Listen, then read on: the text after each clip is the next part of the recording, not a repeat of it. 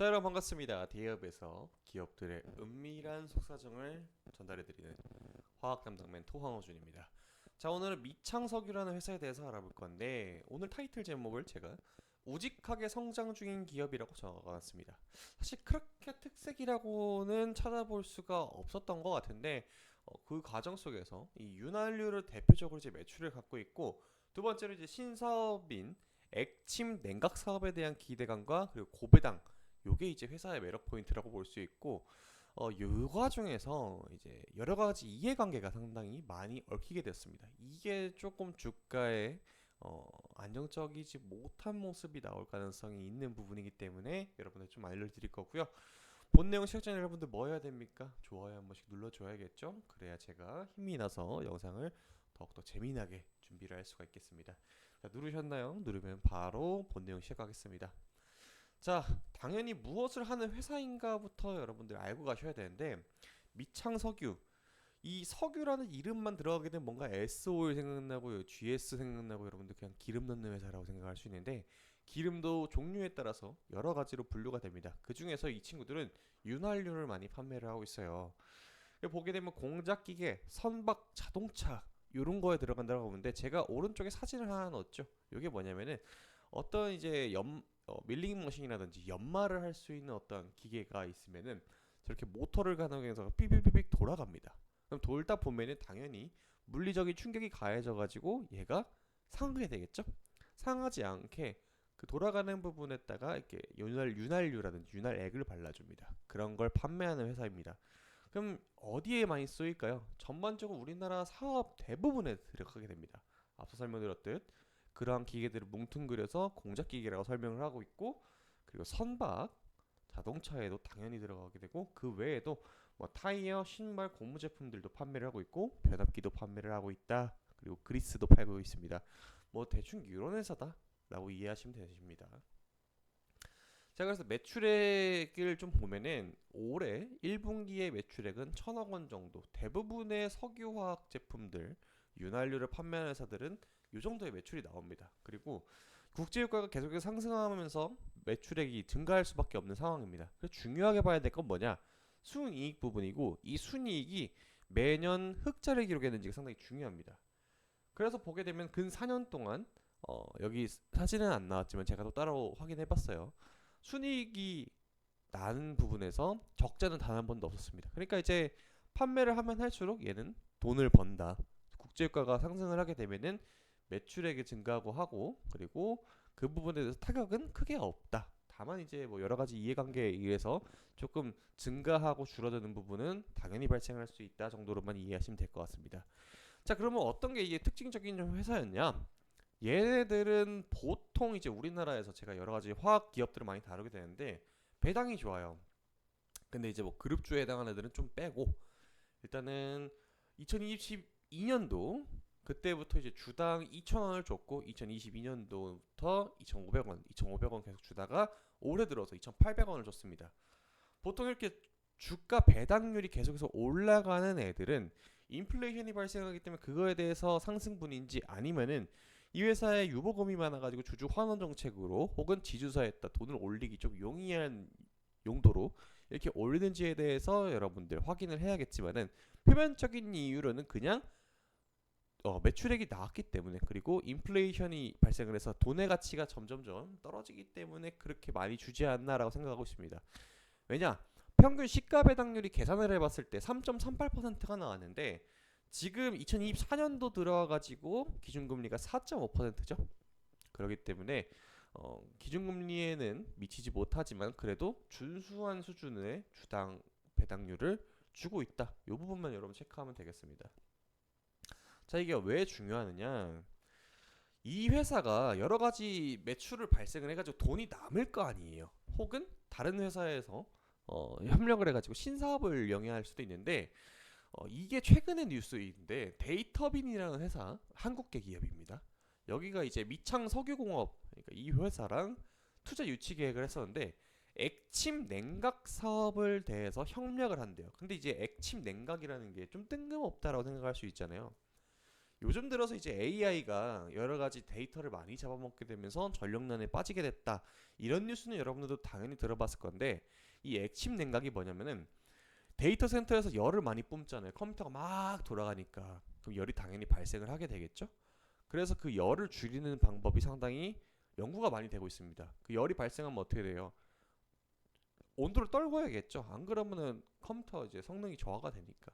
그래서 액체로 냉각하는 게 액침 냉각입니다. 그래서 좀 설명을 부연하면은 특수 액체로 채운 수조에다가 서버를 담거나 풍덩 해놨고 진짜 물에다 넣는다는 소리가 아니라 비유를 했을 때 그래서 그런 식으로 이제 열을 식히는 기술로 인공지능 칩 등 고성능 반도체의 발열량이 증가하면서 차세대 데이터 센터 냉각 방식으로 주목받고 있다.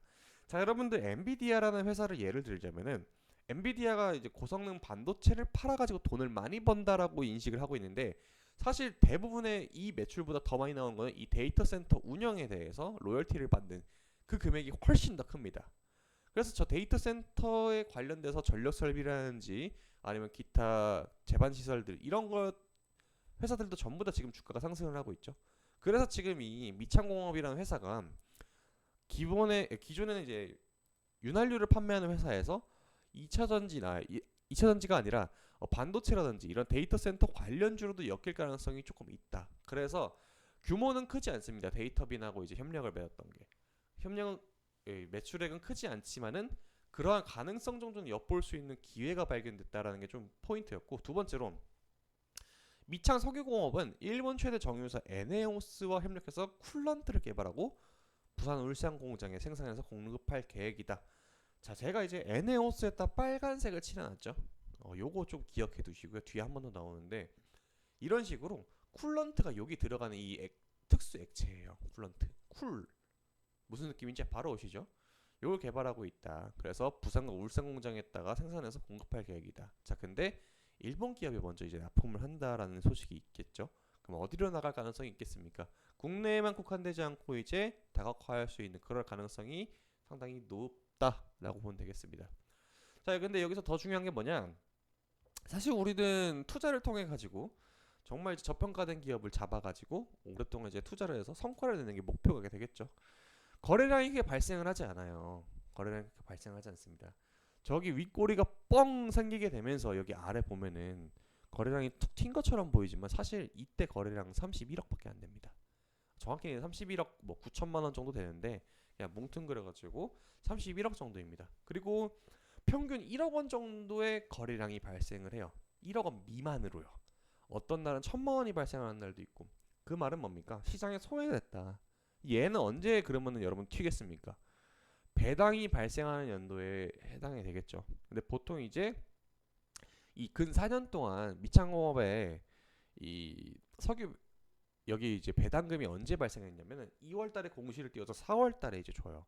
그럼 그 기간 동안이 아니라게 되면은 이 주가는 흘러내리든 상승을 하든 아니면 횡보를 하든 이 세 가지 중에 하나인데 상승보다는 조금 횡보할 가능성이 있었다. 그런데 최근 들어가지고는 23년도 7월 26일 날 저점을 갱신하고 조금 더 탄탄하게 올라가는 이유는 앞서 설명드렸던 이런 호재 때문에 기대감으로 좀 작용할 수 있을 가능성이 있다.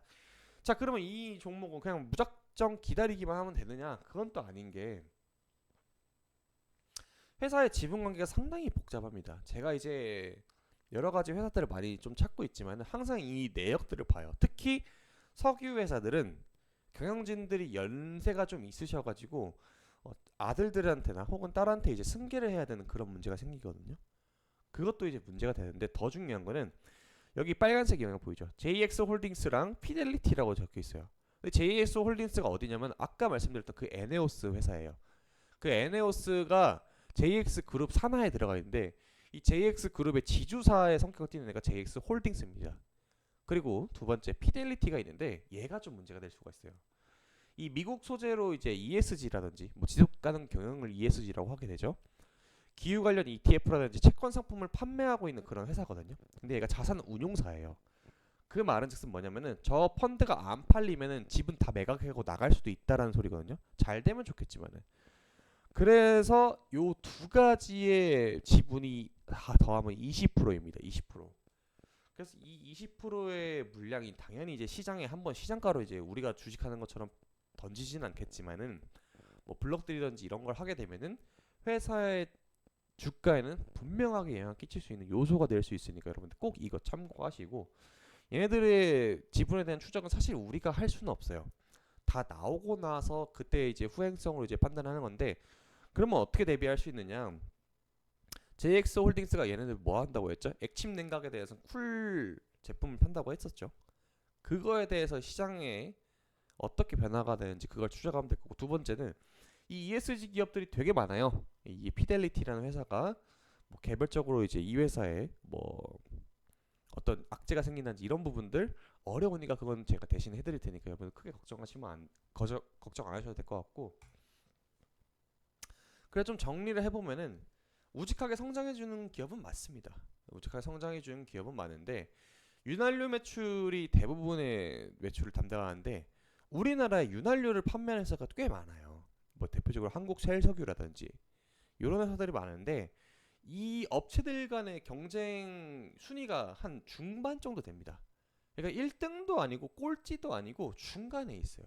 그래서 얘네들이 지금 하는 게 신사업인데, 이 신사업 자체가 이제 매력도는 상당히 높은 신사업을 영위를 하고 있습니다. 이거에 대한 기대감과, 그리고 배당 잘 나오니까 배당 잘 받아가시면 될 것 같고, 다만 이 회사의 주가가 상승하면 더 좋겠죠. 근데 이제 지분에 대해서 여러 이해관계가 많이 얽혀 있기 때문에 이 부분이 상당히 여러분들한테 포커스를 맞추고 좀 보호해야 될 포인트로 작용할 수 있다.